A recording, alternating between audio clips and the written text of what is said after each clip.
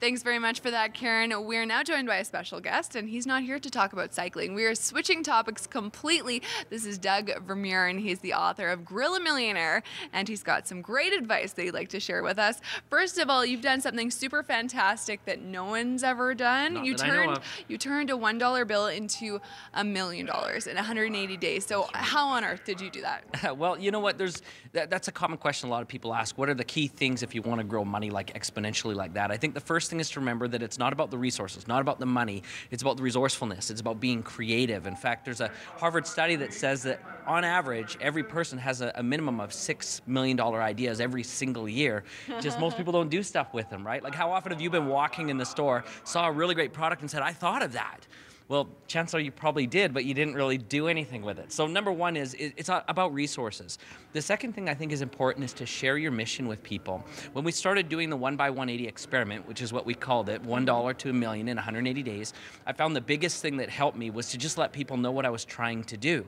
And I think that can translate really well to, immediate everyday finances for anyone else. If you've got a spouse and they don't know what you're trying to do and you're both spending from the same account, oftentimes that can create challenges. So share your mission that you would like to become wealthy with others. You'll also find that as you begin to share your desire to become wealthy, opportunities will appear. People will start to share with you some of the investment opportunities or things that they're working on, and suddenly doors will open for you. What about the social stigma that talking about money is tacky? Yeah, definitely. We hear that all the time. Religion, politics, and money, and of course sex. Those are the big things that nobody ever wants to talk about. But the truth is money is a very important part of our life. I love what Zig Ziglar said. I don't know if you know Zig Ziglar, the motivational speaker. He said, some people think that money's not important, but for me, it ranks right up there with oxygen.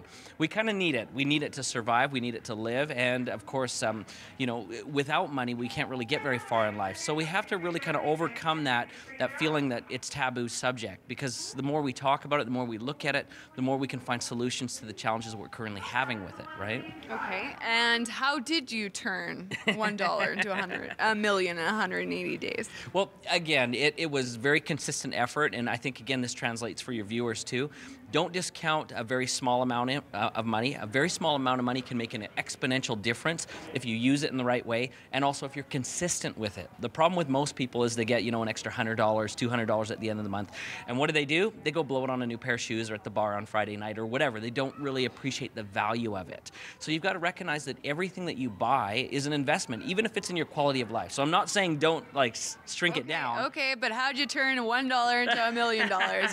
You're going over my question. Well, I guess the best way to answer that is you'll have to get my book. What was the first step? The first step actually, quite frankly, was to grow that $1. In fact, the very first day what I did is I went into a loony store, one of those dollar stores, and I just shared with him again my mission. I told him what I was trying to do. And so what he did is I asked him, I said, what have you got that I could buy for $1 that I could maybe sell or turn into more money? So he came out with a box of office supplies, paper clips and Post-its and pens and all this. And so I bought that for $1. I went across the street and there was an architecture firm there. So I went again to the lady at the front desk. I explained my mission, and just as I was, the boss from that company came in, and he thought it was a hilarious idea. He, first of all, nobody thought I could ever do it, but he thought it was a hilarious idea. So what he did is he brought me into his staff and told everybody to buy an item from me. Now, of course, the items we're selling now for about $3 each. And so right away, I exponentially grew my money to $300-$400.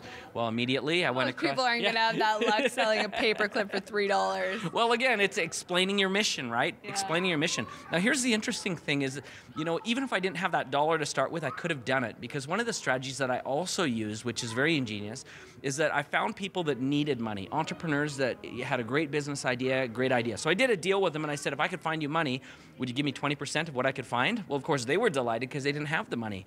And then I went to a group of people that I knew had the money, and I said, if I could find you great business ideas, would you give me 20%?